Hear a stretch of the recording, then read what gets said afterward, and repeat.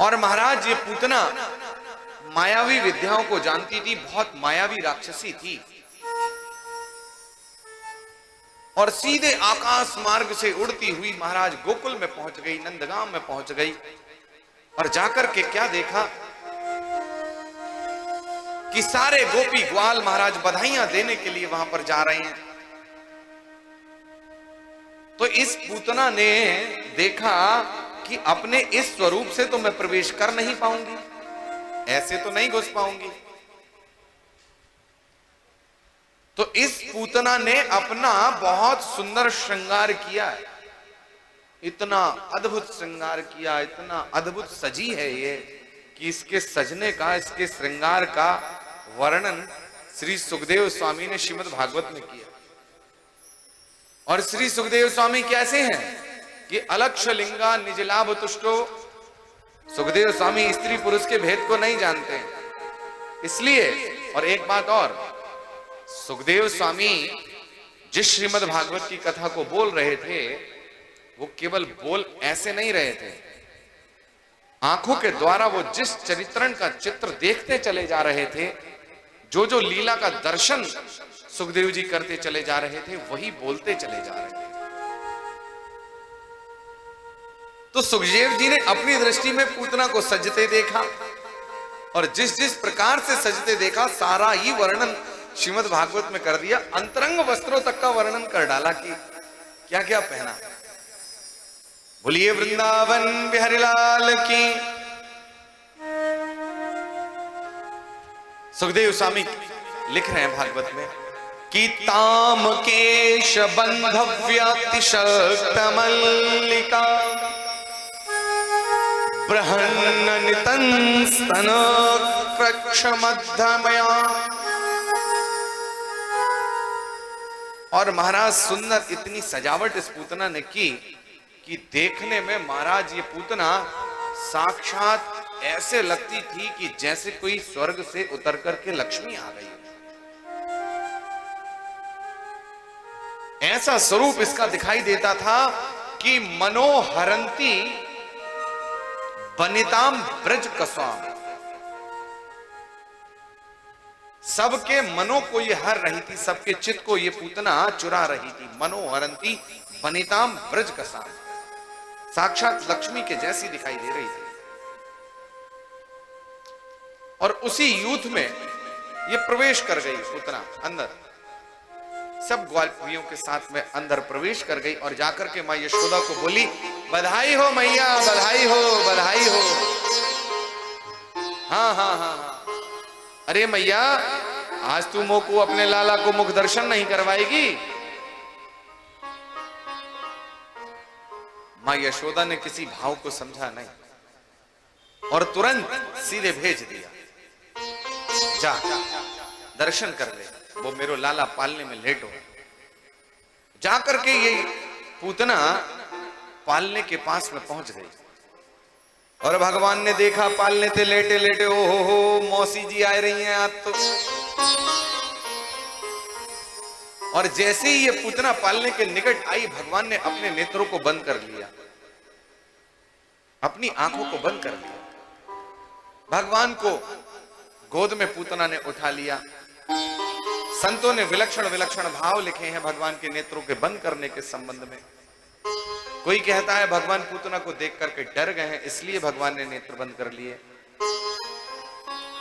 कोई संत कहते हैं कि भगवान के नेत्रों में सूर्य चंद्रमा का वास है, इसलिए सूर्य और चंद्रमा ऐसी दुष्ट राक्षसी का दर्शन करना नहीं चाहते जो भगवान को मारने आई हो, जो भगवान को मारने आई। बहुत भाव संतों ने लिखे हैं।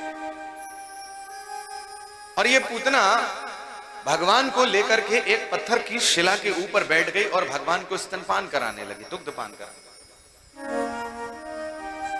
भगवान पूतना के दुग्ध को पान करते चले जा रहे हैं और पूतना के प्राणों को भी पीते चले जा रहे हैं। और जैसे ही पूतना ने अपने शरीर से प्राणों को जाते देखा तो छटपटाते हुए अपने वास्तविक राक्षसी स्वरूप में ये पूतना आ गई महाराज। और भगवान को लेकर के आकाश में उड़ने लगी और भगवान को कहती है कि सा मुंच मुंचालमिति प्रभाषणी निसीप्यमाराखिल जीवमर्मणि विवर्तनेत्रे चरणो भुजो मुहु। कि अरे बालक मुझे छोड़ दे छोड़ दे छोड़ दे। भगवान बोले हे मैया, जो लो मैं कल्याण नहीं कर दूं ना तो लो छोड़ू नहीं हूं, या तो मैं कहूं को ऐसे पकड़ू नहीं हूं और जाको पकड़ लियो हूं तो लो जलो कल्याण नहीं कर दे तो लो छोड़ू नहीं हूं।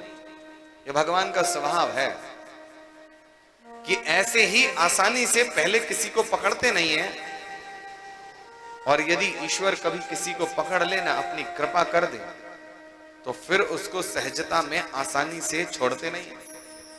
स्वभाव है भगवान का।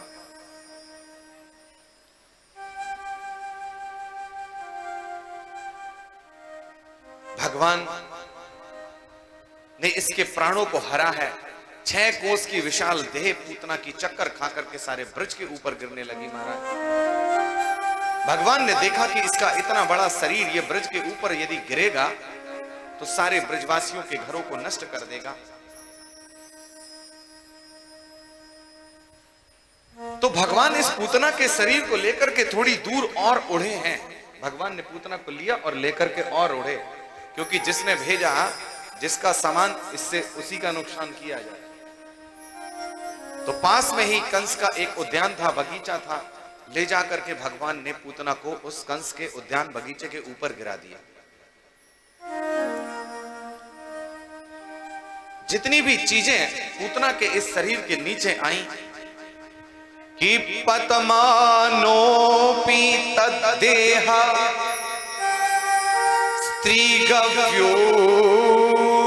स्त्रीगव्योतन्तरद्रुमा चूर्णयामास राजेन्द्र महता सीदमद्भुतम्। क्या हुआ कि पद्मानोपि तद्देहा स्त्रीगव्योतृत्मान चूर्णयामास राजेन्द्र महता सीदमद्भुतम्। जितनी भी चीजें इस पूतना के शरीर के नीचे आई ना, चूर्णयामास राजेंद्र, उन सभी का चूरन बन गया, चटनी बन गई।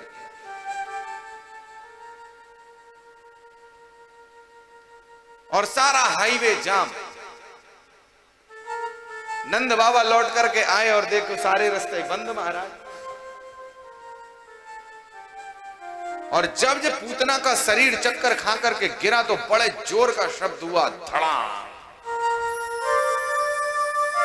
मानो भूकंप आ गया महाराज।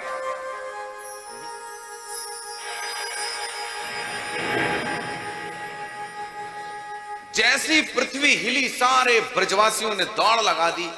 मां यशोदा अपने लल्ला को देखने के लिए गई कि अरे मेरो लाला कहां गए हो, मेरो लाला कहां गए हो। ब्रजवासियों ने जाकर के जब बालकृष्ण की खोज की तो बालकृष्ण भगवान पूतना के वक्ष स्थल पर खेल रहे थे। जैसे तैसे ब्रजवासियों ने उतारा। नंद बाबा लौट करके आए हैं, इतनी विशाल देह को देखा।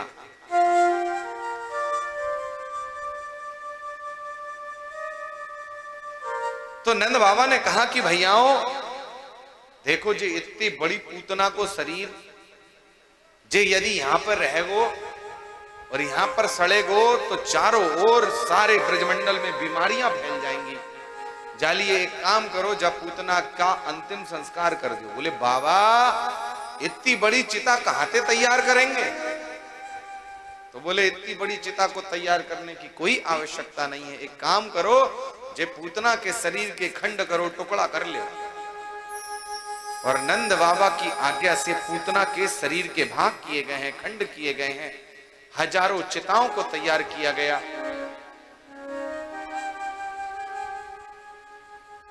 और नंद बाबा की आज्ञा से इसका अंतिम संस्कार किया गया। एक बड़ी अजीब घटना हुई कि महाराज जब इसके शरीर को जलाया गया तो सारा 84 कोस का ब्रजमंडल महाराज सुगंधित हो गया, सारे ब्रज में सुगंध फैल गई। ये कथा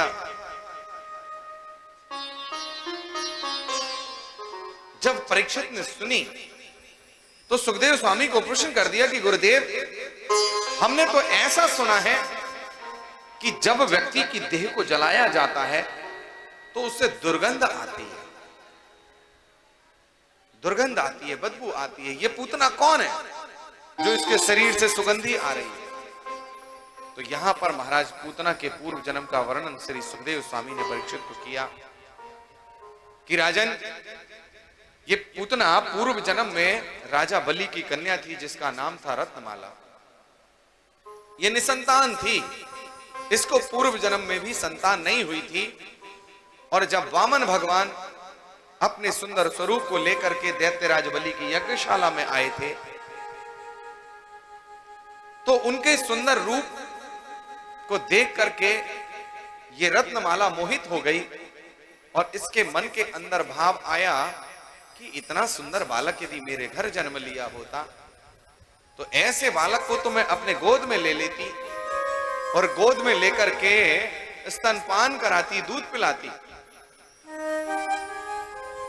वामन भगवान की दृष्टि रत्नमाला के ऊपर थी और इसके मस्तिष्क के भावों को वामन भगवान ने पढ़ लिया और वहीं से आशीर्वाद दे दिया, तथास्तु ऐसा होगा। और अभी थोड़ी देर के बाद जैसे ही वामन भगवान 52 से 53 बने, माने छोटे से बड़े हो गए, वामन से जैसे ही विराट हुए और 2 पग में सारा बलि का सब कुछ नाप लिया और कहा कि तीसरा कहां रखूं, और तीसरे में बलि को भी नाप लिया। तो इस बलि की कन्या रत्नमाला के भाव बदल गए भगवान के प्रति, और अब इसके भाव हो गए कि ऐसा बालक यदि मेरा अपना भी होता ना तो ऐसे बालक को तो मैं जहर दे करके मार देती। भगवान ने रत्नमाला के इस भाव को भी पढ़ लिया, आशीर्वाद दे दिया, ये भी होगा, ऐसा भी होगा। इसीलिए पूतना को भगवान को स्तनपान कराना पड़ा, दूध पिलाना पड़ा और जहर